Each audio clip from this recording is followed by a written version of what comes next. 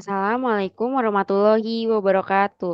Halo semuanya, yang kami hormati Patiawan sebagai dosen mata kuliah UI UX dan teman-teman sekalian yang sedang menonton video kami. Kami di sini dari kelompok 4 kelas siang akan membagikan hasil studi kasus sekaligus perbaikan nilai dari penilaian tengah semester yang berjudul Perancangan Aplikasi Mental Health. Jadi di sini dalam melakukan proses ini kami dari tim kelompok 4 ada Gina Sapa sebagai leader, Linsia, saya sendiri sebagai analis 1 dan Tasya Ardianti sebagai analis 2. Nah, jadi sebelum kami ke bagian isi dari studi kasus, kami menganalisis isu utama yang menjadi bagian pendahuluan dari proses ini. Di sini ada menurut CDC, kesehatan mental mencakup kesejahteraan emosional, psikologis, dan sosial manusia. Jadi ketika tiga hal tersebut memiliki gangguan, biasanya manusia akan sulit mengendalikan emosional, mudah stres, bahkan biasanya antisosial. Yang kedua, menjaga kesehatan mental merupakan hal yang penting. Ini berhubungan dengan masalah kesehatan mental di sini menjadi isu utama yang akan kita bahas. Pada poin ketiga, ketika kondisi batin dan watak manusia dalam keadaan normal, tentram, tenang, maka akan menikmati aktivitas sehari-hari. Maka poin utamanya masalah mental yang semakin meningkat di dunia ini, termasuk di Indonesia, menjadi dasar kami membuat solusi perancangan aplikasi kesehatan mental yang dapat memberikan dukungan dan informasi kepada individu yang membutuhkannya. Jadi di sini ada pertanyaan bagaimana proses design thinking yang dilakukan. Jadi design thinking yang dilakukan ini bisa membantu kami memahami pengguna sehingga memunculkan solusi aplikasi mental health ini. Yang kedua, bagaimana aplikasi mental health ini bisa membantu pengguna untuk menjaga kesehatan mental. Yang ketiga, pentingnya menjaga kesehatan mental bagi seorang individu.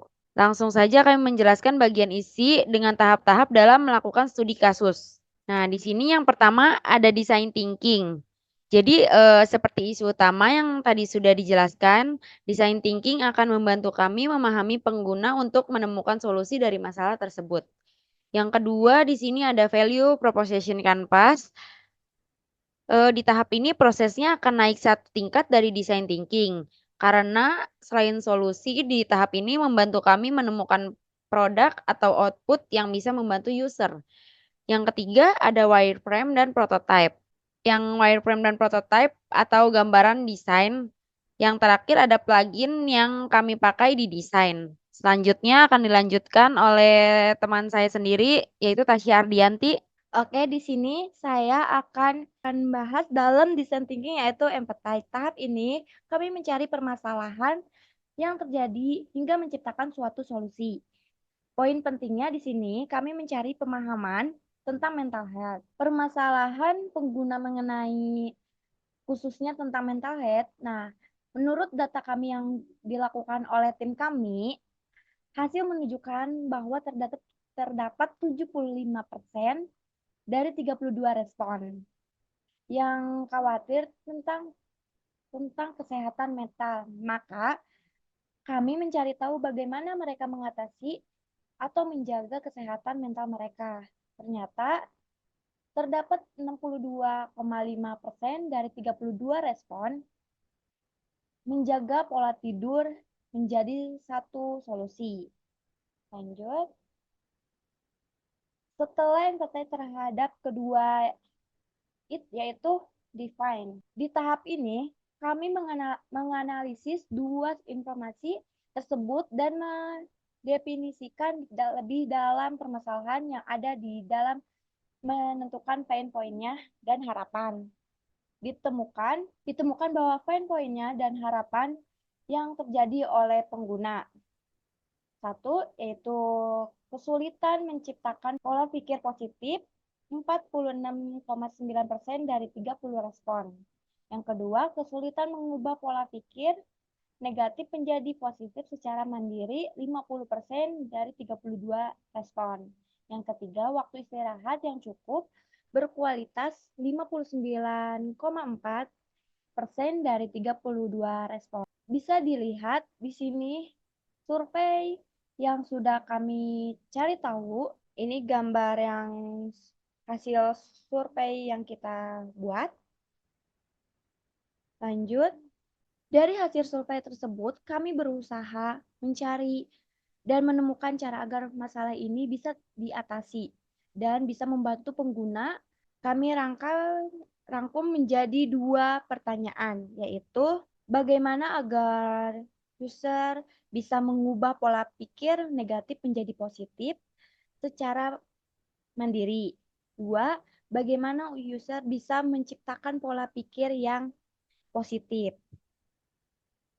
Lanjut, tahap ketiga yaitu in detail terhadap ini. Kami meneliti konsep solusi paling efektif dan masalah yang ada pada tahap desain. Hasilnya, kami melakukan perancangan fitur-fitur antar muka pada aplikasi mental health seperti framework jadwal istirahat, konten fisiologi, mood tracker, dan musik relaksi, dan dukungan komunikasi. Lalu ada tahap prototipe, yaitu tahap membangun membangun model sederhana dan representasi visual dari ide sebelumnya yang akan dijelaskan bergabung pada tahap prevent dan prototipe yang dibahas oleh Gina Syafa. Baik, di sini saya akan melanjutkan penjelasan tentang value proposition canvas. Setelah design thinking tadi, kami melakukan metode value proposition canvas agar kami bisa menciptakan manfaat untuk pengguna. Dan metode ini kami menghasilkan produk dan kami mencantumkan beberapa hasil dari survei yang kami lakukan. Yang pertama, dari value proposition canvas itu ada sebuah lingkaran termasuk sebagai customer profile dan sebuah kotak tersebut sebagai value proposition maps-nya. Dalam bentuk lingkaran atau customer profile itu ada customer job yang dari customer tersebut ada menjaga kesehatan mental dan berpikir positif. Kemudian ada pains atau kesulitan yang dialami oleh customer dalam menjaga kesehatan dan berpikir positif. Itu yang pertama ada kesulitan menciptakan pola pikir positif dan yang kedua ada kesulitan mengubah pola pikir negatif menjadi positif secara mandiri. Setelah pains ada gains yang dirasakan atau keinginan yang dirasakan oleh customer dari menjaga kesehatan dan berpikir positif. Keinginan tersebut yaitu ingin memiliki waktu istirahat yang cukup dan berkualitas, serta ingin mengatasi stres dan tekanan dalam kehidupan sehari-hari. Survei atau hasil dari survei ini termasuk respon dari 32 responden. Dan dari customer profile tersebut, kita bisa lihat di pain relief dan gain creator yang kami analisis bahwa pain relief di proposition maps ini adalah referensi tips pola pikir positif untuk mengatasi dari kesulitan menciptakan pola pikir positif tersebut. Dan yang kedua ada ingin mengetahui mood sehari-hari. Ingin mengetahui mood sehari-hari merupakan suatu solusi dari jasa atau produk yang akan menjawab kesulitan dari customer tersebut. Kemudian setelah pain relief itu ada gain creator, di mana gain creator ini keunggulan atau manfaat dari produk serta jasa untuk menjawab keinginan dari customer tersebut. Ada di produk tersebut itu mendengarkan musik, memiliki jadwal istirahat yang baik, dan mempunyai teman untuk mengobrol. Dari situ kami mempunyai produk dan servis yaitu aplikasi menjaga kesehatan mental yang disebut Mindcare. Setelah kami analisis design thinking dan value proposition canvas, kami membuat wireframe-nya sebagai desain antar muka pengguna dengan low fidelity yang bisa teman-teman lihat. Dan di tahap ini untuk menciptakan desain aplikasi yang efektif. Yang pertama, saya akan menjelaskan beberapa tampilannya. Itu ada opening sebagai tampilan pertama ketika pengguna membuka aplikasi.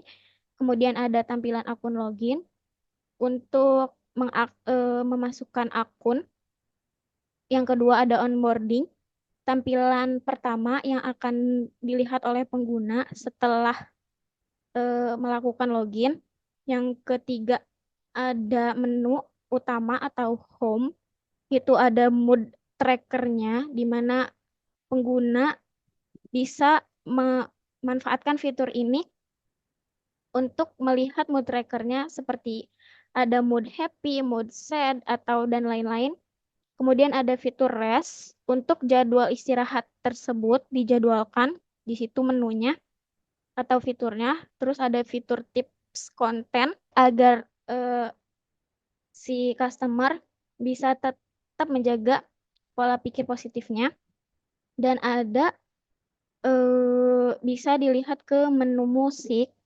Itu ada fitur musik-musik sebagai keunggulan aplikasi ini dalam mensolusikan dari pain atau gain yang tadi sudah dijelaskan. Kemudian ada komunitas sebagai teman ngobrol tadi, fiturnya ada room chatnya juga. Dan yang selanjutnya ada history feeling. Setelah tadi mood tracker, di sini ada history feelingnya, ada sad atau kelihatan di sini ada fitur kalendernya seperti hari-harinya, kapan dia sedih, kapan dia senang kayak gitu. Terus ada find your mind. Di sini dia itu tadi jadwal tidurnya kelihatan, terus ada alarmnya juga sebagai fitur agar tetap menjaga tidurnya tetap berkualitas dan efektif istirahatnya. Terus di sini ada mindfulness, itu turunan dari fitur konten atau tips psikologi agar tetap berpikir positif. Nah, di sini ada read artikelnya, ada fitur membacanya. Misalnya judulnya tetap positif dalam berpikir. Terus sound itu dari turunan fitur musik. Nah, setelah wireframe atau tampilan antarmuka pengguna, di sini ada prototype untuk menjelaskan experience atau apa yang akan user lakukan setelah membuka aplikasi. Dari open akan masuk ke login, kemudian akan ke tampilan onboarding setelah login, kemudian ada home. Tadi yang ada fitur mood tracker, ada fitur rest. Setelah itu setelah gambar rumah, di sampingnya ada gambar musik, di situ ada fitur musik. Terus ada turunannya di mana setelah memilih musik ada tampilan sound, sampingnya ikon komunitas, di situ ada obrolan-obrolan atau room chat yang akan user lakukan di sana. Kemudian selanjutnya ada history feeling dari turunan si mood tracker. Terus ada rest your mind. Setelah si user memencet atau menekan fitur rest, di situ pengguna akan melihat tampilan jadwal istirahat dan alarmnya. Kemudian ada mindfulness, itu tampilan read artikel atau konten-konten yang bisa dilihat atau dicari oleh pengguna. Ada tips-tipsnya dan turunannya juga ada read artikelnya. Mereka bisa melihat artikel-artikel atau konten-konten yang mereka butuhkan. Nah, setelah prototype, antar muka dan experience-nya, yang keempat itu menjelaskan tentang plugin atau apa saja yang digunakan dalam desain kami. Yang pertama itu ada icon 88. Kami menggunakan icon pengguna dan icon awan untuk tampilan pengguna dan tampilan pada kalender tidur si pengguna. Kemudian ada wireframe untuk menjadikan desain kami lebih low fidelity. Kemudian ada auto flow agar lebih terlihat lagi flow dari experience pengguna, panah-panahnya, dan yang kalender untuk melengkapi desain kami, tampilan mood tracker dan tampilan jadwal istirahat. Baik, itu keempat tahap yang kami lakukan dalam melakukan proyek UI UX. Kami berharap bisa lebih baik lagi dan kurang lebihnya mohon dimaafkan. Wabillahi taufiq wal hidayah. Wassalamualaikum warahmatullahi wabarakatuh.